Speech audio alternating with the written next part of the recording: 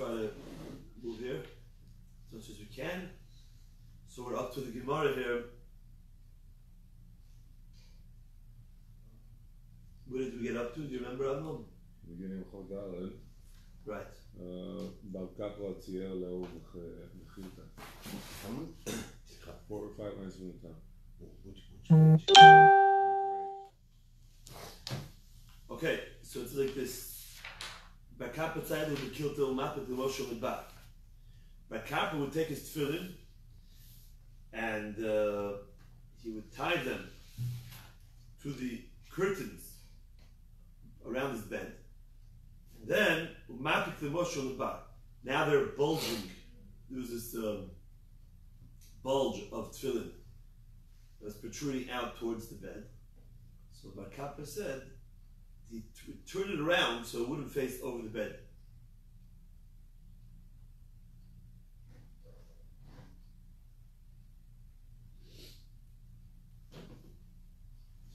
Okay, right? If Shisha B'nei Davidi Manachlu HaShashifu for a studrei Levai. If Shisha B'nei Davidi would have it on a little bench or stool, and he would put a sudar, a covering, on top of it. So therefore, they were already in one case. Now they're in another case by placing the sudar on top. Amr Avadu B'nei Rav Yosef. Zil lechad ha'habekeim lekamei derava. V'amar li zil aiti di tefillin ve'ashkachtinu ben kar lekesef shelo keneged rosho. One time, Rava told me, go please and get my tefillin. And I found them between his blanket and his pillow. Shelo keneged rosho. Not opposite his head. I knew that that day, that night was the night that his wife went to Tvilah. So therefore the halacha is that the Leil Tvilah, person is chayav in ona, and still, so I knew that Rava was ready the Leil of Tashmish for Rava. And what happened? And I went and I found them between his pillow and his sheet, but not exactly directly under his head, just a little bit over. So therefore, I knew, like he told me to get his tefillin specifically so I should learn this halacha. That you're allowed to have them there, afilu ishtoimo, as long as they're kissed b'toch kiss, they can even be tachat rosho if they're not directly tachat rosho, like we said yesterday, right?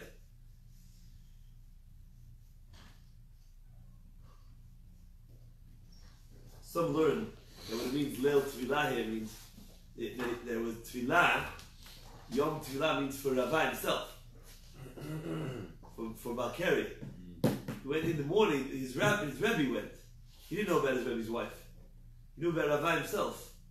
So what is Rava going to the big event for to carry? Obviously the night before was Leil Tashmish. Either way, he knew that it was Leil Tashmish. Okay. Rabbi Yosef b'nei Rav Nechu ben Rabbi Yehuda.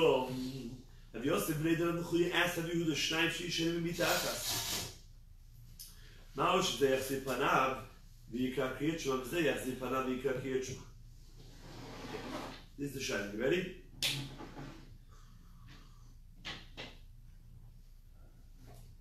Two people, in those days, a lot of times they didn't have clothing.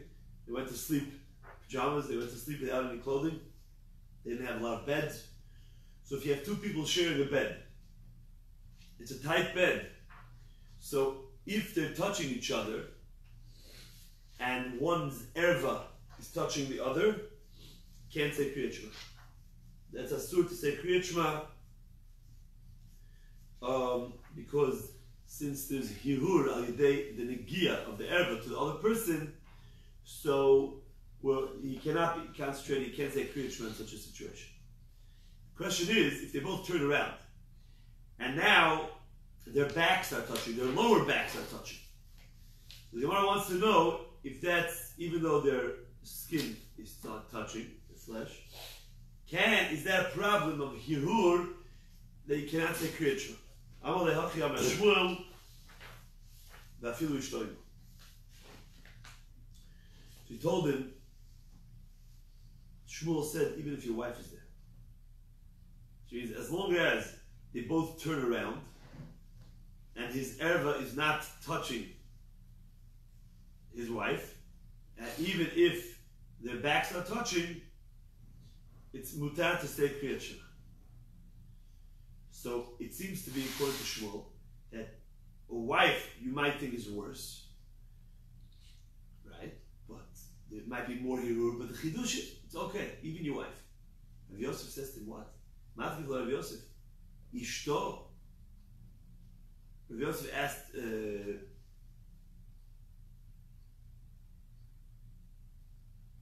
Yehuda, what Ishto v'lo mibai? Adirabba. Ishto kegufo. Achar lav kegufo. When you say even your wife means, and for sure everybody else, just the opposite. His wife he's used to his wife. So there's less hirur. His wife is mamash him.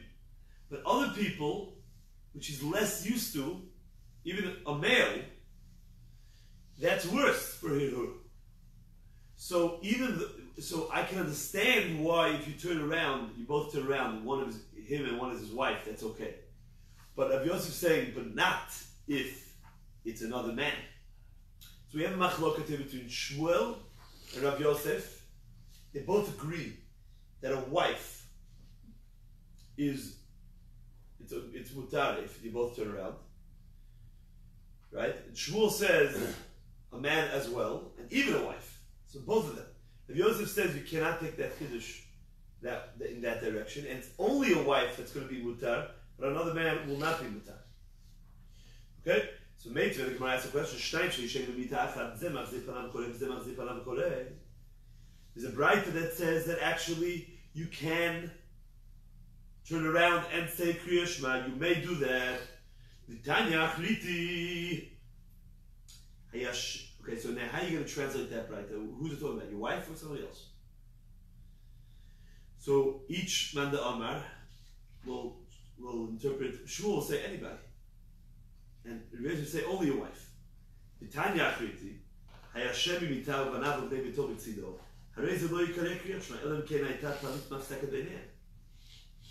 person is lying in a bed, and any members of his household are there, his children's household. So that's not okay. You have to have a talit that's mafsik. But if they're very young, we'll see how young soon. It's okay. So it's a direct stira, one right to the other. One right says, both of you turn around and say Kriyat Shema. And the next right says, there's no way out. The only way out, you have to put a talit in between. So, Bishlam Rabbi Yosef lo kasha. According to Rabbi Yosef, it's a very simple answer how to reconcile these two braytot. Habishto habacher. The first brayta that says it's okay is your wife, because he's murgal ba, he's ragil ba, doesn't have hirur. So if as long as his erva is not touching, if they turn around, everything's fine. The second one that said that he's there with banav, that's not his wife. So if it's not his wife, that's why it's asur. It's exactly what I told you, said Rabbi Yosef. That even, right, there's no eitzah. The Brayta doesn't say turn around. The Brayta said you have to have a talit in between. And that's why it's asur. Habishto habacher. Elo l'shmuel kasha. But according to Shmuel, that says it doesn't matter who it is, wife, others, anybody in the world, as long as they turn around, it's mutar. So why does one Brayta, how are you going to reconcile this stira?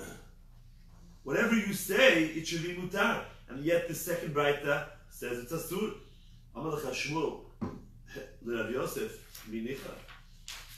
So Shmuel says, and according to Rabbi Yosef, is it okay? Vehatanya haya yashem imita. The Bach says here, uvnei beito b'mita lo yikareh kriyat shema elam kein hayta talito masechet b'nei. So, if it says b'nei beito, who's beito?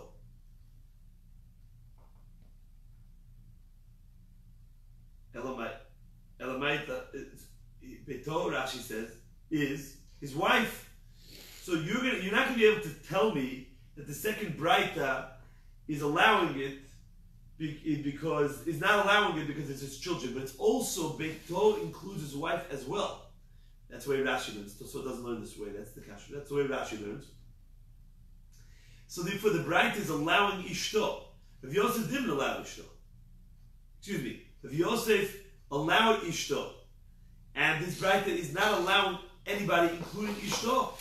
So what is Rabbi Yosef going to do with this?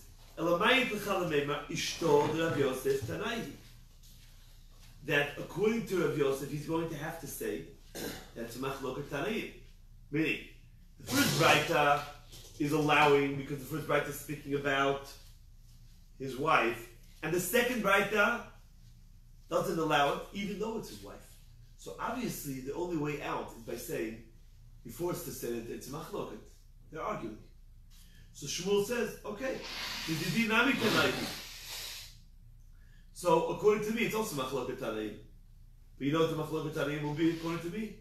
Not only the wife, but even the kids. I'm just going to make the machloket a little larger and say that the first Braita allows anyone, and the second Braita allows no one. Very simple. But it's not like I'm much worse than Rav Yosef's, because Rav Yosef also forced to say that there is a machloket habraitot. So I'll just say that the machloket habraitot is a little larger. Okay.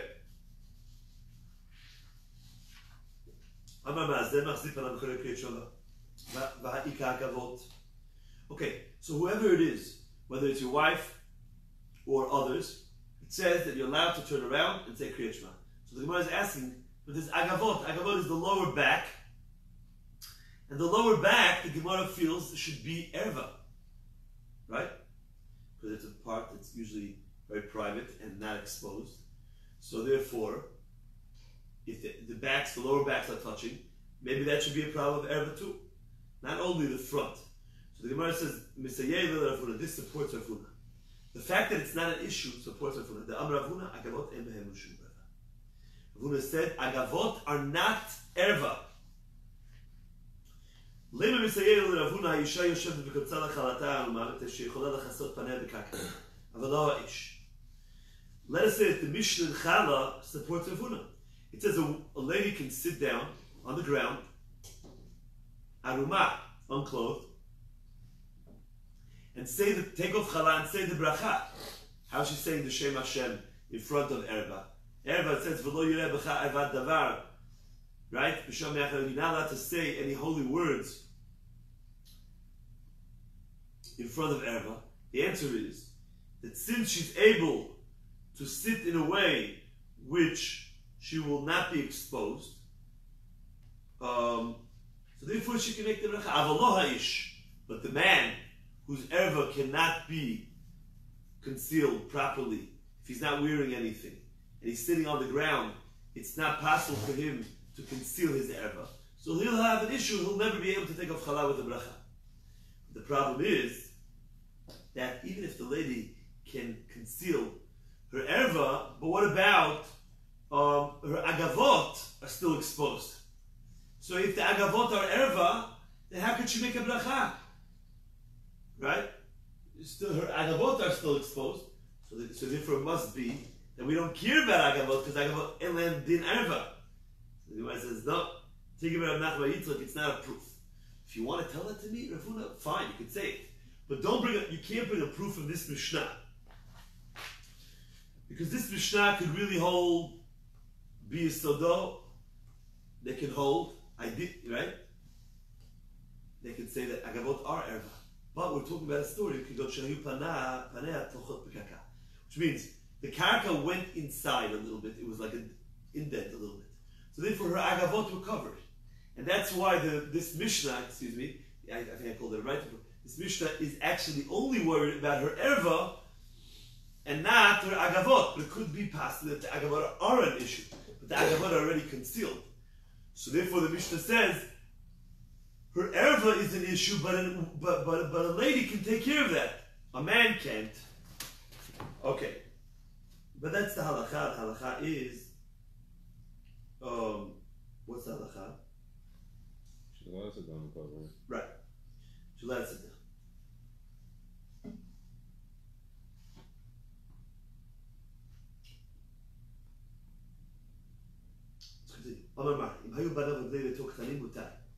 We said before that if the children are in the bed, then it's asur. You have to put a talit, according to that brayta. But if they're very little, then it's not an issue of hirur. How young they have to be.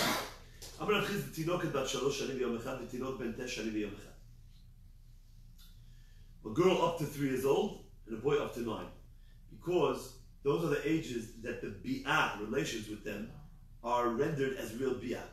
Up to 3, a man is not chayav mitah if he has bi'ah with a girl younger than 3, and a boy that's younger than 9 that has bi'ah with, let's say, an eshet ish, she's also not chayav karet, because that is not a bi'ah. So therefore, since they're not even up to the stage, they're not holding at the stage of having relations, therefore, lying down in the bed together with such a child, such a young child, that's totally separated and removed from such matters, that's okay, and it won't bring to Hirur. You can say Kriyat Shema.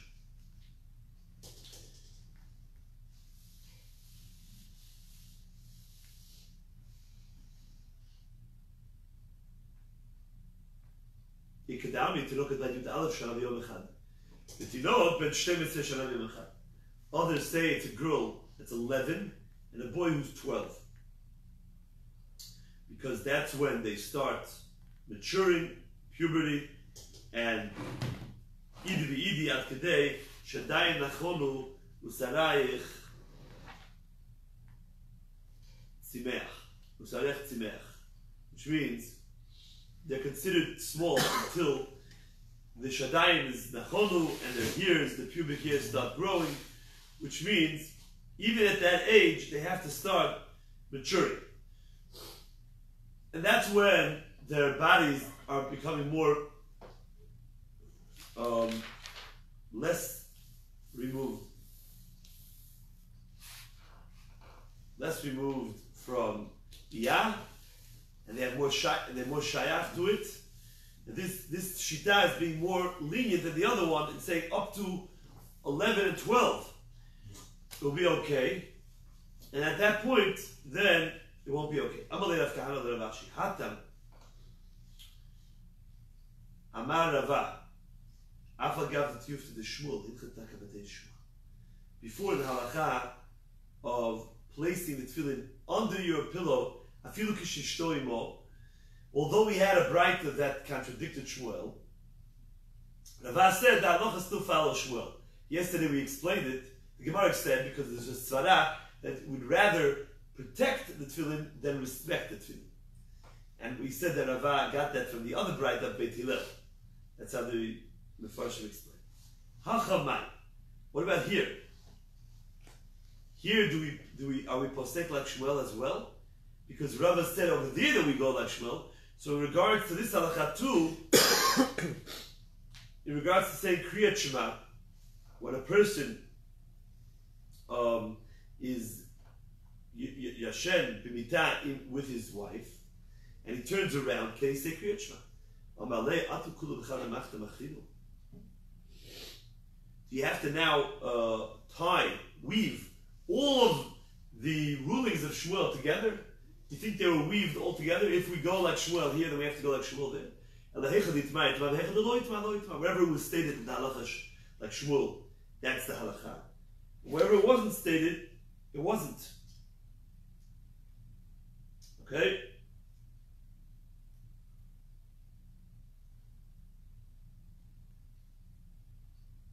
He said the Rif actually passes like Rav Yosef, that only with the one's wife is it mutar if they turn around. But if it's another man, and they're not wearing clothing, and you can't say Kriyat Shema until you have a talit that separates between them. Okay. Can one read Kriya Shema while he sees opposite him the hairs of the erva? Some of us, another person's wearing clothing, wearing undergarments, but some of the hair is protruding from the erva. So he can't see the erva, but he can see the se'ar. So kara ale se'ar. So Rav Papa said, here, meaning it's nothing. Here of the erva doesn't have a halacha of erva. Amar Rabbi Yitzchak tefach v'isha erva. Okay.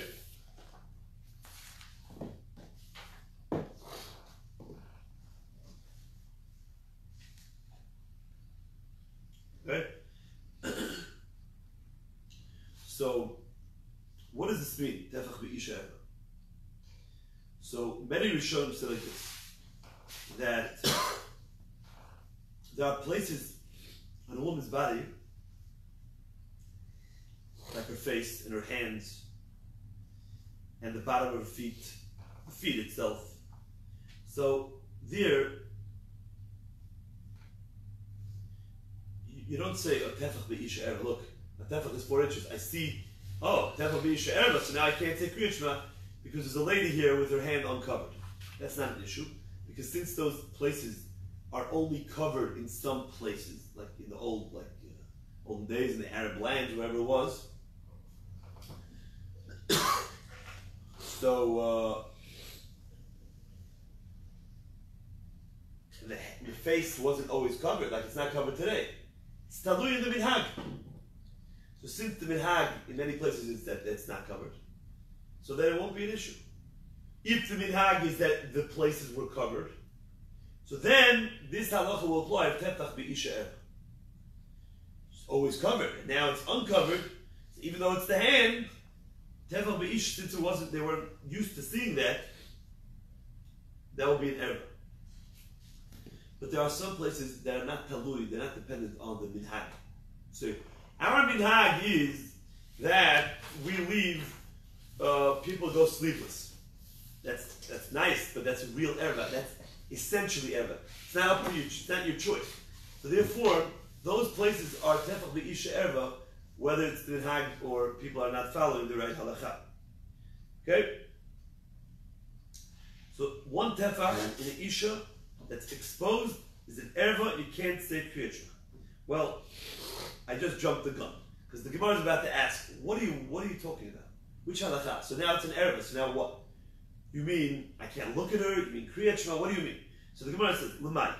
If it means that you're not allowed to gaze at that area,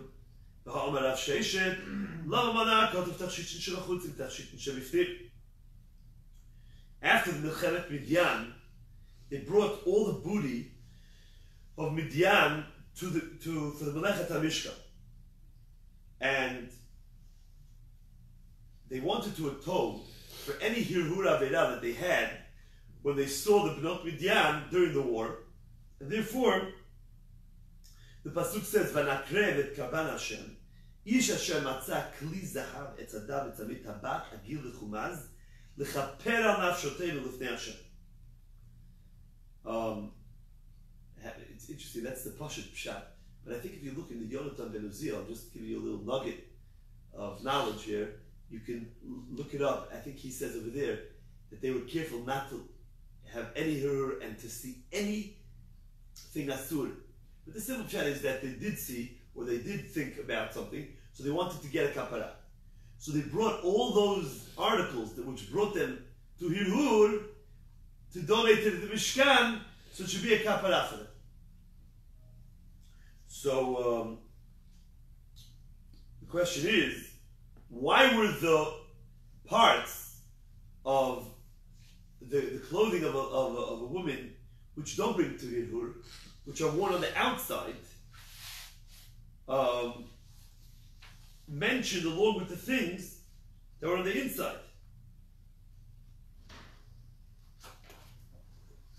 Which were all private and brought to hirur. Why would they have to bring that as a kapara? To teach you. Which means that they needed a kapara for gazing at even etzba ktana. Because if a person gazes and looks at a woman for derived pleasure, even etzba ktana, a small pinky, that's as if he looked straight at the makom erva. Therefore, they brought everything of the ladies of Midian as a kapara, even the things that were not on the inside and things that are outside, to teach you. So therefore, why would I need a tefach? I don't need a tefach be'isha to be an erva. It could be the pinky of the isha. Ella be'ishtol the kriyat. It must be that the tefach we're speaking about is talking about his wife, or kriyat. Now let us say kriyat shema in front of your wife. If your wife's tefach is exposed, which tefach? Any tefach on her body that's normally covered. Now let's say kriyat shema. Even if you face opposite sides? Okay, that's already machloket haposkim. Some say that, well, if you turn around, that'll be okay. The question is, are you allowed to close your eyes and face it? I think it's machloket Shulchan Aruch and Ramah, Ashkenaz and Sfardim. You're closing your eyes regardless of musician? For the first one. That's the first pasuk. We're talking about the whole mitzvah. You're right. Okay. Now the question is, when it says ishto over here, what would be by other ladies? Other nashim, maybe less than a tefach already is asur. And only your wife you have up to a tefach. That's how some poskim say. And other poskim say, even other ladies, it's also a tefach.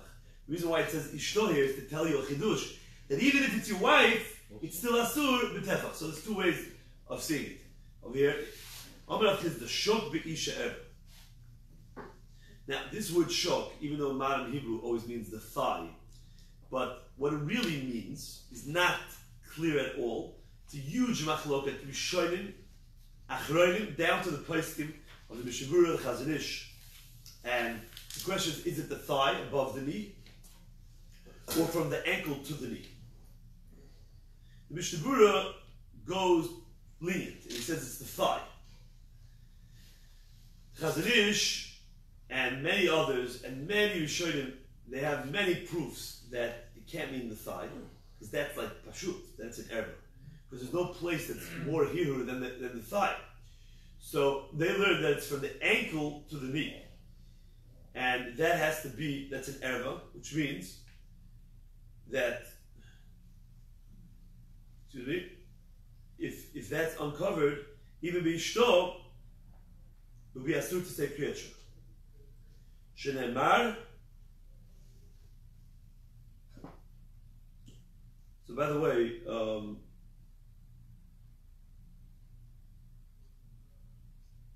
what's the chidush now? We already said that anywhere. What's the chidush over here? Even if you don't say it's an erva, what's Rav Chizda saying? It's shok be'isha erva, and now you're not allowed to say kriyat shema. Even if it's your wife, of course, the shok is always covered. If the shok is covered, it turns into an erva. That's what we said before. Tefach be'isha erva, even if it's not real erva, but it becomes an erva since it's normally covered. So what's the chidush that shok is erva? It's a very, very fundamental question on Rav Chizda. So they say, some of the Mepharshim learned that the chidush of Rav Chizda is that even less than a tefach of the shok is an erva. That's what he's saying. Because it's a makom that's what he's saying. It's a real erva, and even less than a tefach is going to be a problem because it brings to hirur more than other places on the body. Another way to explain Rav Chizda is that even though sometimes she goes to the shuk with the shuk uncovered, it's still asur to say Kriyat Shema opposite the shok. Now, according to those Rishonim, right?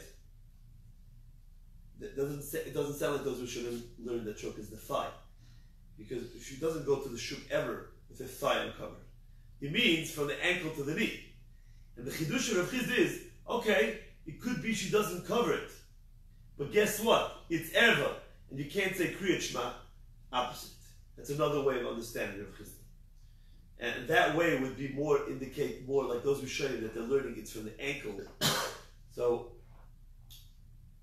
it's a major halachic difference. It means, according to these poskim, even a person's wife, and she's dressed, she has a very nice skirt, and it's 4 inches below the knee, but from the ankle till the skirt is uncovered. It would be asur to say Kriyat Shema in front of that, according to those who should. And how do we know that the shok of the isha is an erva? Shanim gali shok ivri naharot. And right after that it says, after you reveal the shok and you cross the river, tigalev atcha gam tere'eche patech. Meaning, this uncovering of the shok is uncovering the erva. So you see, shok is erva. Amashmuel kol isha erva. If you listen to a lady sing, okay? Which lady? Any lady who it's asur to have relations with. Like even a girl today that you're allowed to marry, but since the girls today are all nidot, so having relations with the girl would be asur because of isur nidah, so you can't hear them sing. So let's say it wasn't during the time. What? Let's say if it was not during the time of Nida. No. No. What? They're nidot already. Once they're nidot, as long as they were not ever went to the mikveh, they're nidot. So you're not allowed to hear a girl sing. Who else? A girl that's a goy, can't have relations with her. A married lady, can't have. So all these are bichlal in the Isser of Ever. So the Chidush of Shmuel is like this. When you hear the voice singing, the lady singing, even if you're not trying to listen to it, but it's there, you can't say Kriyat Shema. And even if it's your wife singing. We learned about that, I think, last time. If we don't know how they look like, then it's no problem. So there are Rishonim that say that Shmuel saying Kol Isha Erva is only to listen to a lady. You're not allowed to go and listen, but not in regards to Kriyat Shema.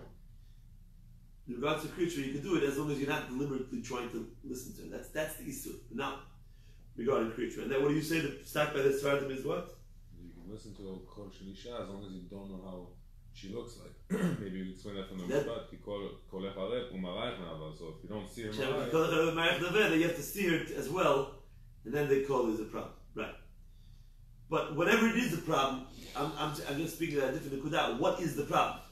Is it about saying Kriyat Shema or just about listening? It's a machloket Rishon. There's a lot of details here in the halacha. We don't have the time to go through the halacha. There's many cases and scenarios and who it applies to. Like if a person's wife is singing, you're allowed to listen to his wife sing. So a lady who you can't have relations with, you're not allowed to listen to her sing at all. Your wife, you could listen to her sing, but maybe for Kriyat Shema, since it's maybe the hirur, which is mutar if it's your wife, but for Kriyat Shema you can't. Okay, I'm going to say Abi Shaiva. Okay, that's an erva for the hear of a woman is erva. Now, what halacha apply? How do we apply halacha to this? So therefore, what?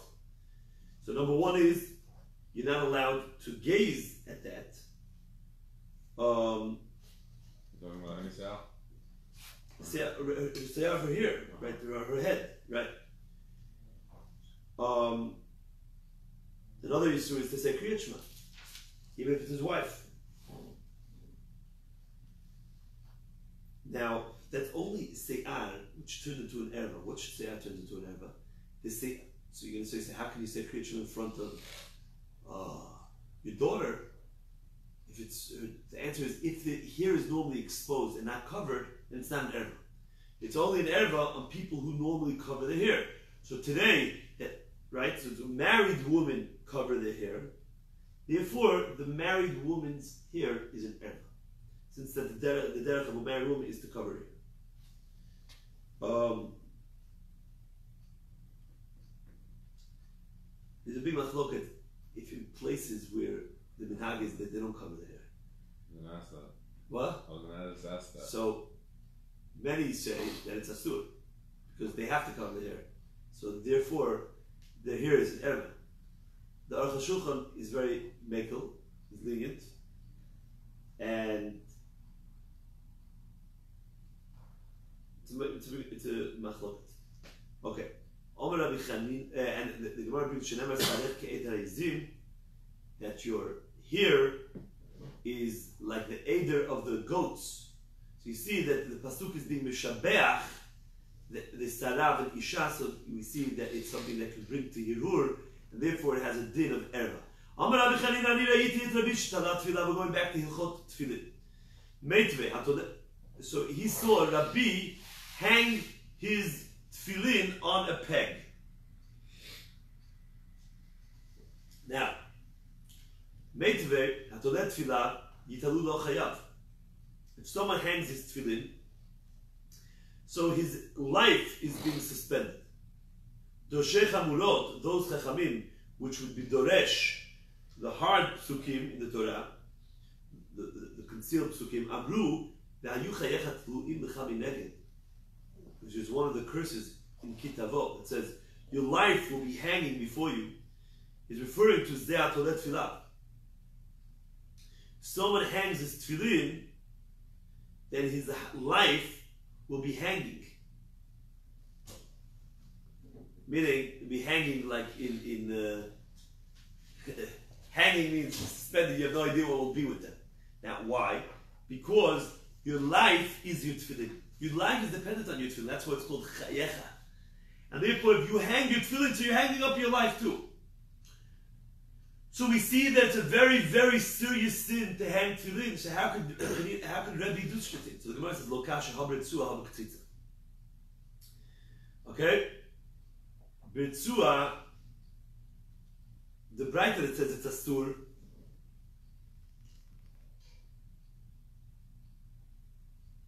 is talking about that the ritzua was hanging. And that meaning, so what was really hanging down? You hang it on the ritzuot, and now the bayit is hanging down. That's a real. But the other way around is the way Rebbe did it. Habik tzitza. The story of Rebbe was he placed the bayit on top of the peg, and the ritzuot were hanging down. And that's okay. The Ibaytem, another answer is Lo Shna Ritzuah, Lo Shna Tzitza. Asur. And either way, it's Asur. So how did Rebbe do it? Chita la Rebbe bechista tala. Which means that Rebbe had the tefillin in a pouch.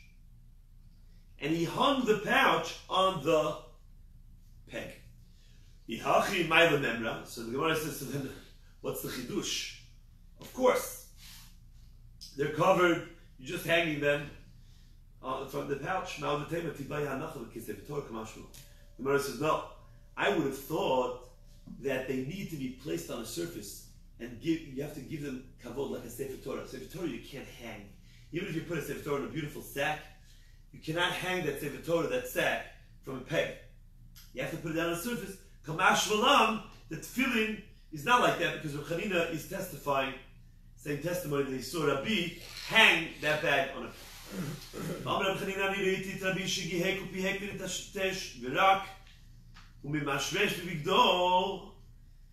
during the Amidah. What did he do? He said, I saw Rabbi gihek. Gihek means to burp. Another pshat in gihek, Rashi's second pshat is to stretch. Upihek and yawn. V'nitatesh and sneeze. V'rok and spit all during the Shmona Esrei.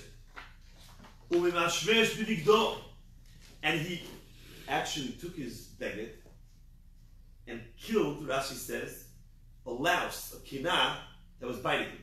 Yeah, you can't put your hand on it and kill it, because then hands need to be washed, you can't say Amidah.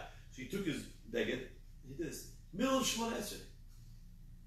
Middle of Shmona Esrei. So, what did I see that he was careful about? Avallah haya mitatef kshu mitatef. But he didn't wrap himself in the talit. When the talit fell off, it's machloket rishonim. If the talit fell entirely off, or just partially, and he had to get it back on. Whatever the case is, he was not mafsik to do that. That he was careful to leave it. Okay? So the halacha is that if it falls off your shoulders, if you're allowed to put it back on. But if it falls over the floor, you can't. So that hefsek you can't. That he was careful not to do. And when he would yawn, he would go like this. To yawn. Okay? So you shouldn't see him open his mouth. So, by the way, the Rif's Girsa here is the opposite of Rashi. And he says that he would not place his hand on his chin.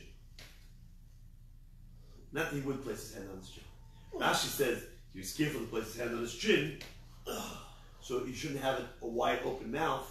That's not kavod. The Rif says he would specifically not place his hand on his chin, because that is gava. And that's the way the Shulchan Aruch goes. That you're not allowed to place your hand on your chin when you yawn, because that was the way of Gaila. I'm very well-mannered, very cultured man. What are you doing? You're standing before Hashem Yitbarach. So the Rif learns that he did cover his mouth as well, but not with his hand on his chin. That's a very fancy way of doing it. It's just like he really did, but not with the whole, with his etiquette. Okay, so that's what happened here with Rabbi. Okay, so if we didn't have a braita that contradicted this, we would say, fine, you're allowed to yawn, you're allowed to burp, you're allowed to sneeze, you're allowed to spit, and you're allowed to kill a kinah with your beged. The problem is that we have a braita coming now that says that metive hamashmiya kolo b'tfilato. If someone raises his voice in tefillah, he's from the small believers, meaning he doesn't believe that Hashem can hear him when he whispers. I have to raise my voice for you to hear me. Alright? So he doesn't have emunah. If he raises his voice very loudly, because the way that they, as we see with the story in Hara Carmel, when they fought Eliyahu Navi, the way of the Navi HaSheker is they used to scream to their Avodah Zarah. Okay? Vayikru b'kol gadol, it says. Then the Braita says, Migahek u'mifahek, arez migasei haruach. If someone burps or yawns, migasei haruach. That's gava, the actual yawn, the actual burping. And so you see now like Rebbe, hamitatesh b'tfilato siman rado. If someone sneezes during the tefillah, it's a very bad siman. So it's a bad siman min hashamayim. Okay? Now, why is it a bad siman? So we're not going to bother explaining why sneezing is a bad siman, because the Gemara soon is going to amend it and say that it's not talking about sneezing. Some say that now you can tell that he's a very ugly person, and we'll have to explain it. Okay? There's other gisavot over here also. Harak b'tfilato ki'ilu rak b'fnei Hamlech. And if you spit during the Amidah, it's like you're spitting in front of the king. So we have 4 questions already. From this braita says you cannot be megahek or mifahek. It's gava. You can't be mitatesh. It's a very bad siman. So what's he sneezing for? And you can't spit because it's like spitting in front of the king. And Rebbe did all these things. So the Gemara says bishlam and megahek or mifahek lo kasher. That doesn't bother me so much. Kan leonto no. Meaning, Rebbe he didn't bring it on. He didn't bring on the yawn or the burp. The yawn and the burp came to Rebbe. Sometimes a person could bring a yawn. Like right now, talking about this topic makes me yawn. I don't know if I brought that on. That was the topic. But sometimes, if you think about it, you could bring yourself to yawn. And you could bring yourself to burp if you need to. That is what the Braita is talking about, and that's asur. Rebbe, when he yawned or he burped, that was when it just suddenly came on so. Right? It just suddenly came onto him, so to speak. Right? It was brought upon him. That's why it's mutar. Sneezing is never brought on by the person, right? Unless he's smelling tobacco, which you can't do in the middle of Amidah anyways. So a normal sneeze is not brought on by the person. So it's a direct stira. Because both of them are le'on so, and the Braita says you have to hold yourself back. And Rabbi didn't hold himself back. He sneezed. So the Gemara says, mitatesh nami lo kasha. Kam milamala, kam milamala. Rebbe was sneezing, a normal sneeze. When it says mitatesh, in the Braita, it wasn't speaking about sneezing. It was talking about passing air. That is a siman rada. Because Rashi learns that when he passed air, it was not very silent. Right? So Rashi says, mefiach bekol. And that's a very embarrassing thing. So what happened was that Shamayim kind of embarrassed you. Since you were humiliated by other people, right, are looking at you. So therefore, HaKadosh Baruch Hu is also not happy with you. He's humiliating you. That's what the Braita meant. The following matter I learned in the Beit Midrash of Rabbi Moshe. This is so. I love this halacha so much that it's as valuable to me as everything I've learned. Because Rabbi Zera himself would sneeze a lot, and he said, "Amitatesh b'tfilato siman yafelo. Kishem she'osim lo nachat ruach melamata, kach osim lo nachat ruach melamala." If you sneeze, it's a very nice siman. Why? Because they're giving you relief. So now, what are you busy asking for? This and that. Give me relief for this, for parasah, give me relief for this. And suddenly they give you a relief in your body. So they're giving you a siman that they're answering your tefillah as well. The other day, by the way, I was in the middle of Shema Koleinu. Now, Shema Koleinu is the best one because it's like, it encompasses everything, right? And I had a very nice Shema Koleinu, and I was asking Hashem for a whole bunch of things in between over there. And it was very nice. And suddenly I felt the urge to sneeze. And I became so happy because I remembered this Gemara. Reb Zayda Siman Yafaloi. I'm going to get all my things. And I was about to sneeze. And I got so happy. It was too happy, and the sneeze went away. And then I was so sad. Because I felt like Hashem was giving me like a little tease. He was like, "You think I'm going to give it to you? I'm not going to give it to you." It was very funny. But it's happened. It's happened. Once you know this Gemara, you'll be aware of it. It's a very nice thing. And it's not a small thing. Reb Zayda would sneeze a lot. And he said that this is worth all of his Torah. We're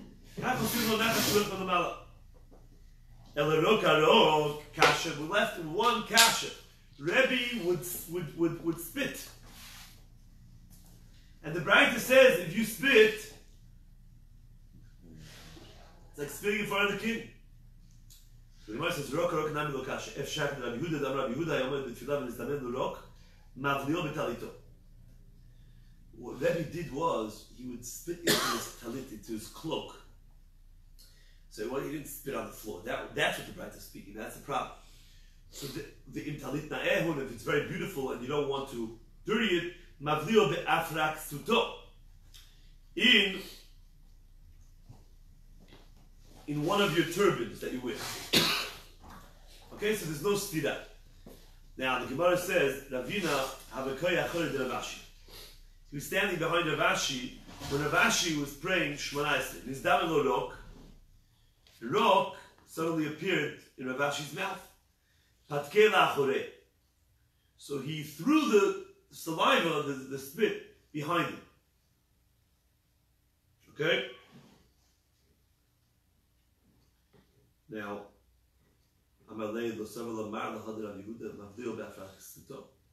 don't you hold what Rabbi Yehuda taught that you have to just, put it into your hat? I'm a very finicky. It's very repugnant.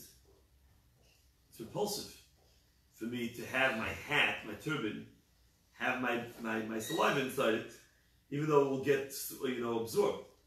Therefore, I won't be able to pray anymore. I need to get rid of it some way. Therefore, that's the way I got rid of it. Okay? Now, someone told me they used to have spittoons, I think they call, in the Beit HaKnesset. That was a very normal thing. Spittoons all over the place. And they had them all over the corners of the Beit HaKnesset. So, could be that it's asur in the middle of Amidah. That's what we're saying. It's okay. המשמיע קולו בתפילתו הרי זה מקטני אמנה. אמר אבונה לא שואל אלוקים שיכול לכוון את ליבו בלחש. אבל אין יכול לכוון את ליבו בלחש מותר. If let's say you have a problem concentrating, if you speak so quietly, then you can raise your voice. That's only if you're alone. If you're with the tzibur, you're going to disturb them by raising your voice, and therefore you cannot raise your voice, even if you have an issue having kavanah.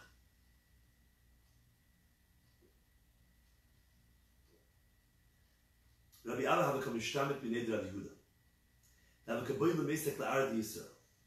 Rabbi Abba was avoiding Rabbi Yehuda because Rabbi Abba was trying to go from Bavel to Eretz Yisrael, and he knew that Rabbi Yehuda wouldn't let him. Why? Because Rabbi Yehuda taught anybody who goes up from Bavel to Eretz Yisrael is violating this asay, b'divrei Kabbalah shene'emar, Avela yuvau, v'shama yiyu ad yom pakli otan u'masha. You'll arrive at Bavel and you'll remain there until the day that I remember you.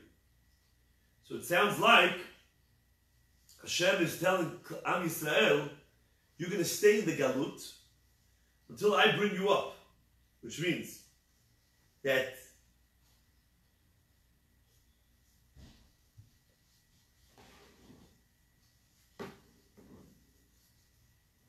now, Ezra HaSofer already brought everybody up. What's he arguing with Ezra HaSofer? The answer is no, because that's when Hashem brought them up.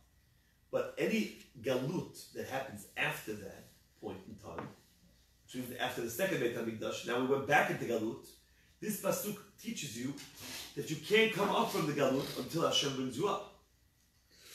So right now, according to Rabbi Yehuda, you can't go now to Eretz Yisrael. You're over on this asset. Rabbi Abba said, no, that pasuk is speaking about the Kalim of the Beit HaMikdash will remain in Galut until, like in the Vatican and Bavel and all these places where they are, until HaKadosh Baruch Hu brings them back. Don't try to bring them back yourself. So, but Rabbi Abba knew that Rabbi Yehuda wouldn't let him go, because that's where Rabbi Yehuda interpreted the pasuk. Amar, so he said, Ezel ve'eshem minei milta mibeit va'ada. Let me at least go and listen to one more halacha outside of Beit Midrash, and you won't see me. And then I'll go on my way. Azal, he went He went and heard how a Talmud of Rabbi Yehuda was saying a braita to Rabbi Yehuda. And the braita said,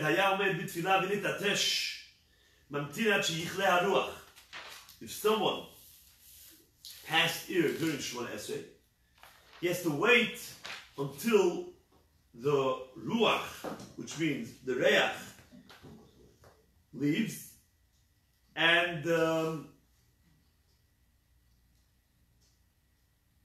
he goes back to Shemona Esrei. Ika the army others say that the Braita says as follows. Hayal made b'tfilah u'vikesh itadesh.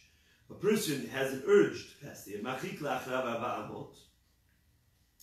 What he does is he walks back 4 amot. Why do you have to walk back? I think Rabbi Yonah says because the place where you're standing is the place where Hashem is.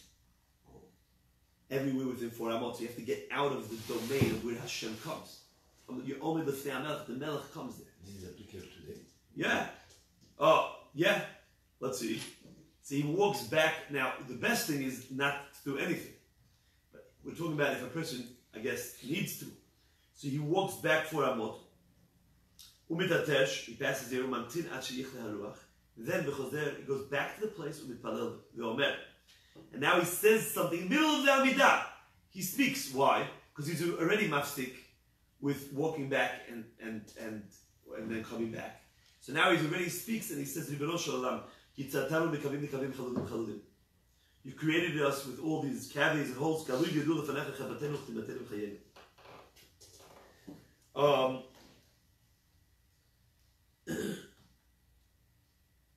You know of our shame in our lives, which means he's saying, I'm really sorry about this, but I was an honest. I couldn't hold myself back. And how we will be so shamed afterwards will become Rima V'Tolea. Now, there's a machloket aposkim. When you do this, do you do this after you come back to your spot? Or before you come back to your spot. Okay, so the Shulchan Aruch says you do it before you go back to the spot. Okay, so for the Svardim, this is what you do. You do it before you go back to the spot. And now you go back to the place that you were up to. If I would have come, if I wouldn't have come to the visit, only to hear this, it would have been enough.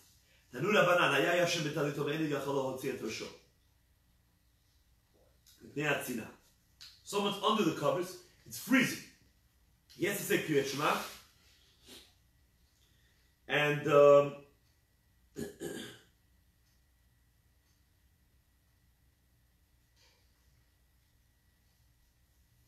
what's he going to do?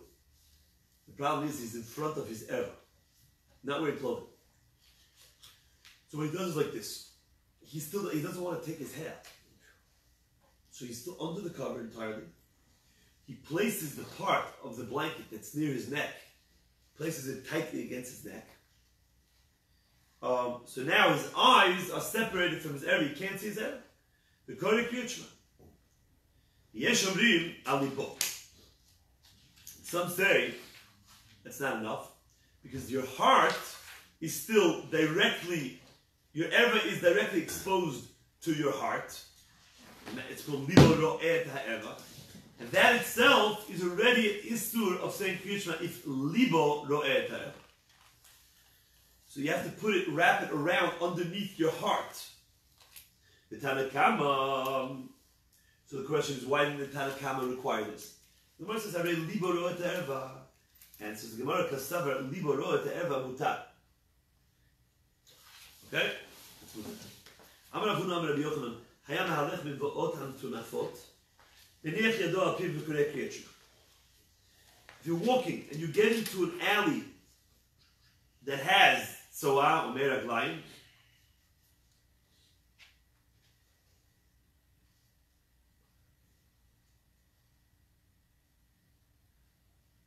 you have to put your hand on your mouth and say Kriyat Shema. Okay? So, how about your nose? It says your mouth here. We'll see about the nose soon.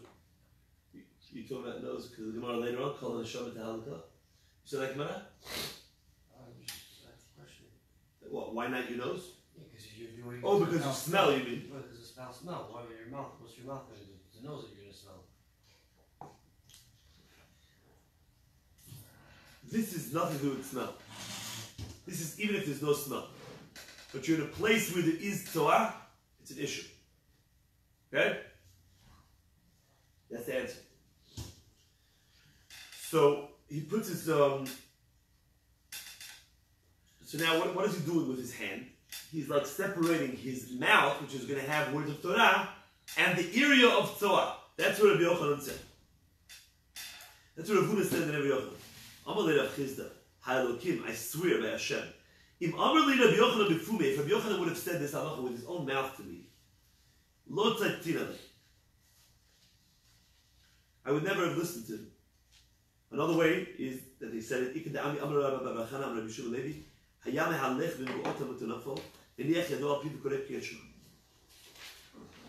Rabbi Shmuel Levi said it. And I would never have listened to him. So we see that Rav Chizda didn't go for this.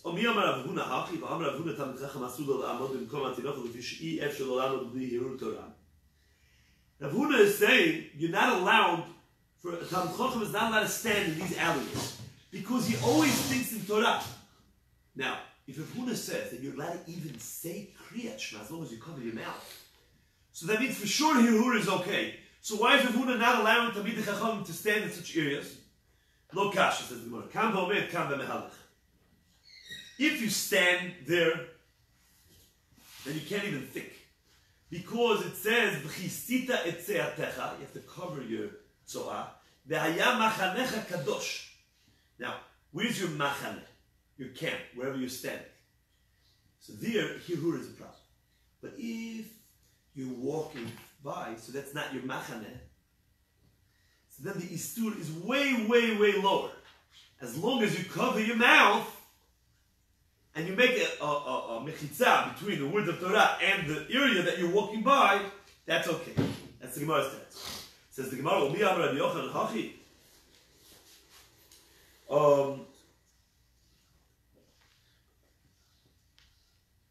The Rabbi Yochanan is shifting.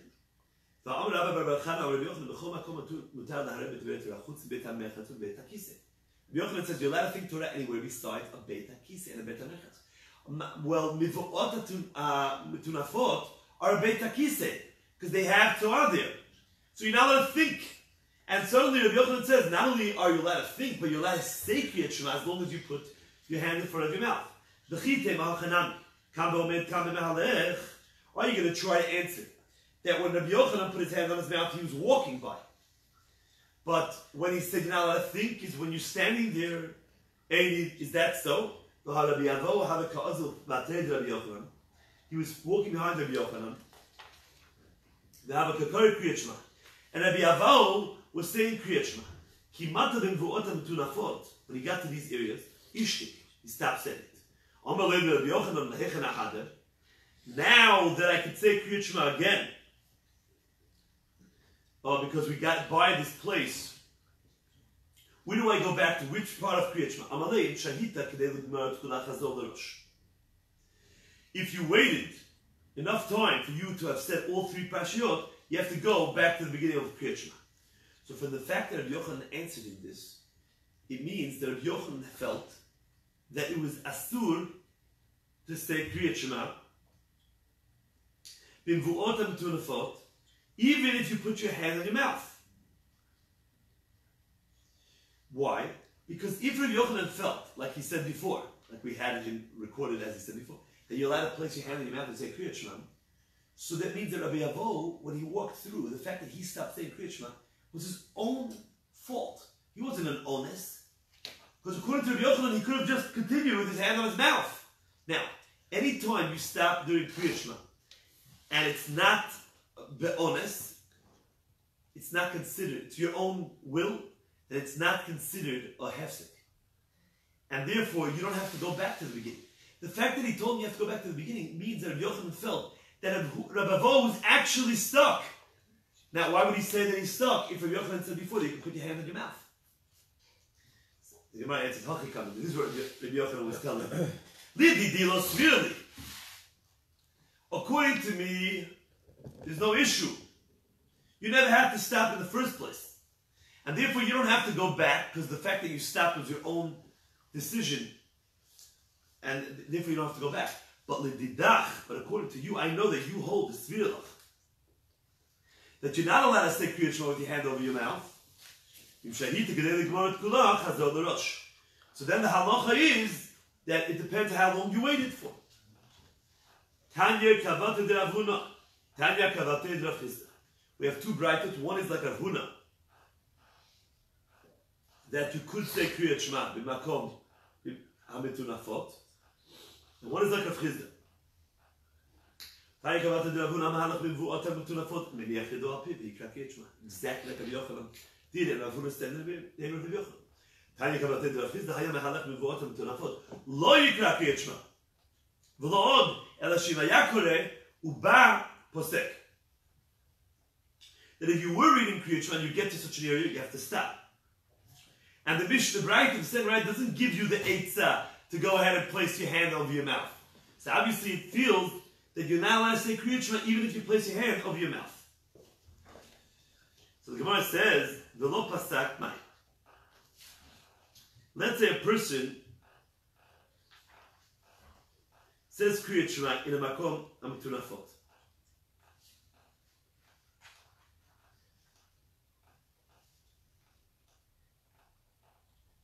This person feels it's better for me not to be mafsik. And he goes and he's over. And he says it. He doesn't want to make a hefsik. He shouldn't have. But now what's the law that he did it? Mai.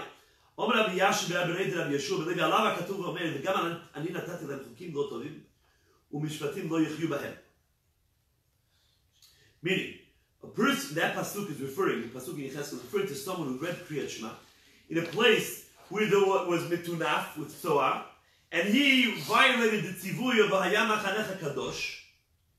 He's being mikayem the mitzvah through an avera.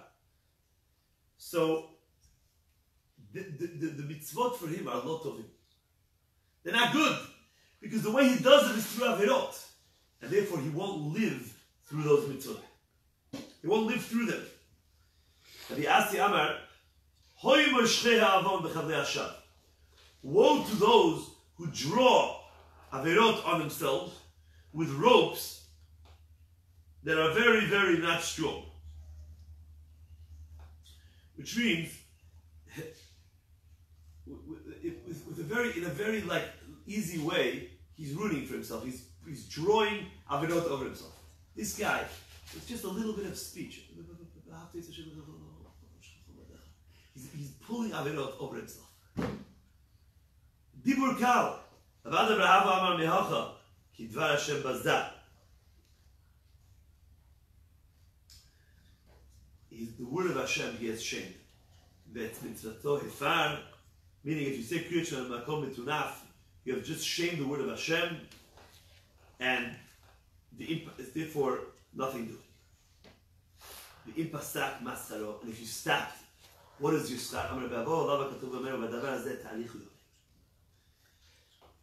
This matter, you will have long days because you were careful to respect the words of Kriyat Shema, and you didn't read them in places that were mitunaf. Therefore, you'll have arichut yamim.